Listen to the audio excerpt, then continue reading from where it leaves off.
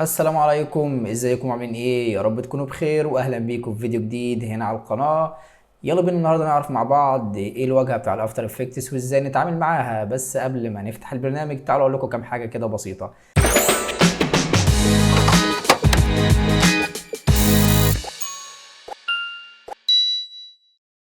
بعض الناس لما بتنزل الافتر افكتس بتفتكر ان هو برنامج صعب وممل ورخم جدا جدا، وكأنه برنامج برمجة مثلا زي اليونيتي او الانريال انجن او البرامج اللي هي الصعبة في التعامل. بس انا النهارده جاي اقول لك ان البرنامج سلس وسهل جدا. كل الموضوع بس ان انت محتاج تتعود على الواجهة بتاع البرنامج وازاي تتعامل معاه. فيلا بينا النهارده نشرح الدرس البسيط جدا عن الواجهة بتاعت الافتر افكتس. هنفتح البرنامج ايا كانت النسخة اللي عندك. دي فيرجن 21، طبعا هي فيرجن كويسة جدا. طيب البرنامج فتح ودي الواجهة البسيطة الأساسية بتاعت البرنامج. تعالوا نعمل نيو كومب كده ونفتح أي حاجة عشان نجرب. ده التايم لاين بتاعنا اللي فيه كل حاجة بتظهر، يعني لو عملنا كرييت لأي سوليد تكست أو أي حاجة هتظهر هنا على التايم لاين. ولو عملنا ممكن نقدر نعمل فولدر هنا عشان لو عايزين نقسم البروجكت معانا ونسمي ونشتغل باحترافية اكتر ممكن نعمل ده. وممكن نشتغل زي ما احنا عايزين بالطريقة الافضل. في ناس بتفضل ان هي تكون سريعة وتكون الدنيا كلها باينة وواضحة قدامها، وفي ناس بتحب تتعامل بسهولة وسلاسة وكل حاجة متسمية وكل حاجة في مكانها الصحيح. فهنا وهنا طبعا الافكس بريسيتس هنا بنقدر نجيب منها اي عنصر. لو عندنا تكست او عندنا اي حاجة نقدر نضيفه عليها. فتعالوا كده نضيف تكست ونكتب فيه اي حاجة ونضيف له اي افكت.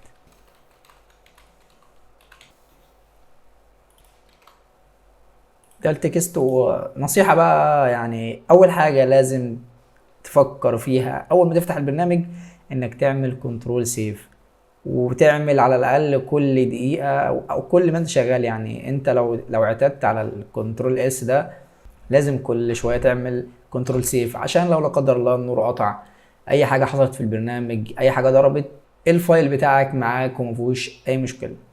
ده بقى لو لا قدر الله في حاجه بقى يعني في الداينامكس بتاعت البرنامج وهو قافل خلاص، هو هيبوظ لك البروجكت يعني هيبوظ. فالافكت بريسيتس دي نقدر نجيب منها اي حاجه. لو افترضنا ان احنا عندنا باك جراوندز ونقدر نجيب التكست من هنا ونحط اي افكت عليه.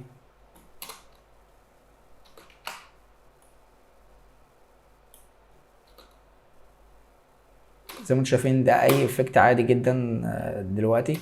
بس خلينا نقول لكم ان في حاجه اجمد من كده بكتير، وهي افكت كونسول. لو عملت كنترول سبيس تقدر تجيب الافكت اللي انت عايزه بالاسم بتاعه بكل سهوله. يعني لو جبنا نفس الافكت نقدر نجيب نفس الافكت بكل سهوله من افكت كونسول. افكت كونسول دي هي بتلينك كل حاجه في الافكتس في البانلز هنا على البرنامج بالسيرش البسيط جدا.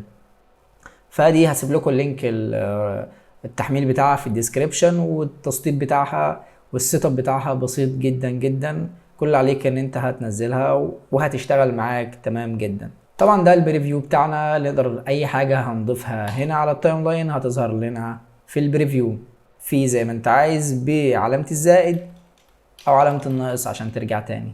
هنا فوق الادوات بتاعتنا اللي بنستخدمها كلها السلكشن والهاند والزوم تول وريكتانجل تول والبين تول والتكست والبراش والكلين.